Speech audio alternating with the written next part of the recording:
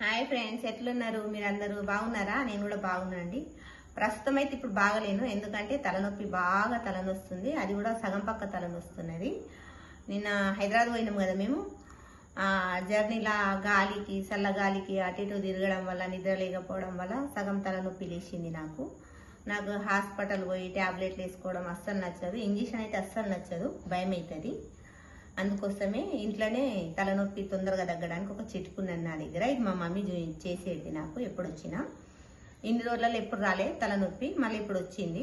అందుకోసమే నేను వాడుతున్నా కాబట్టి మీకు కూడా చెప్దామని ఈ చిట్కా, ఈ ప్రయోగం చేస్తున్నా. రండి చూద్దురు. కానీ ఇక మనకు కావాల్సింది ఏంటంటే ఏం లేదు, సింపుల్గా నిమ్మకాయ చెట్టు ఉంటుంది కదా, దాని ఆకులు తెంపుకొచ్చుకోవాలి. ఫ్రెష్ ఆకులే. నేను మా దగ్గర చెట్టు ఉన్నది, ఇప్పుడే తెంపుకొచ్చిన ఫ్రెష్ ఆకులు. ఇగో ఒక గిన్నెలో ఇట్లా నీళ్ళు పోసి ఫ్రిడ్జ్లో పెడితే ఐస్ తయారవుతుంది. అందరి ఇళ్ళల్లో ఫ్రిడ్జ్లు ఉంటాయి కాబట్టి ఈజీగా పెట్టుకోవచ్చు. ఇగో కొద్దిగా పెద్ద గిన్నెలో పెట్టినా కాబట్టి ఇట్లా తయారైంది ఇది. ఈ నిమ్మాకులు అయితే తీసుకొని మనం అరిచెట్లు ఇట్లా నలుసుకోవాలి, ఎందుకంటే కొద్దిగా రసం రావడానికి.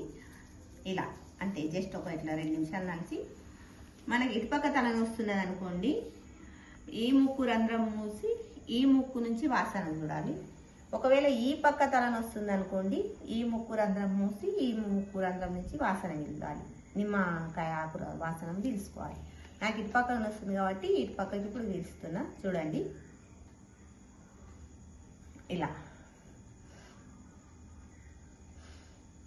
ఇలా గాలి తీసుకొని బయటికి వదులుతుండాలి. మంచిగా లోపలికి పీల్చుకుంటూ బయటికి వదులుతుండాలి. ఇలా ఒక 5-6 సార్లు చేయాలి.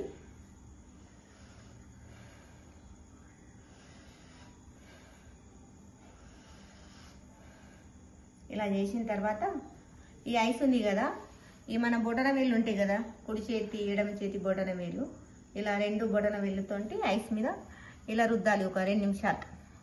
మన చేతిగా తిమ్మిరి వస్తుంది, మనం ఓర్చుకోలేము అన్నంత వరకు ఇలా రుద్దాలి.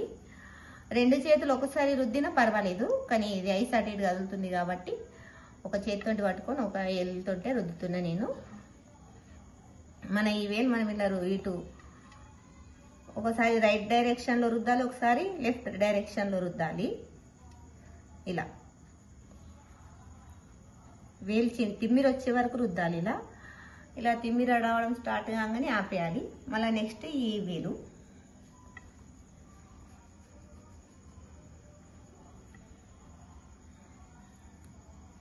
ఇలా, ఈ చేతులు తిమ్మిరి రావడం స్టార్ట్ కాగానే ఆపేసి మళ్ళీ ఇంకొక ఆకు తీసుకొని ఇలా నలిసి యాస్టీస్ ఇప్పటి లెక్కని ఇలా ముక్కు రంధ్రం మూసేసి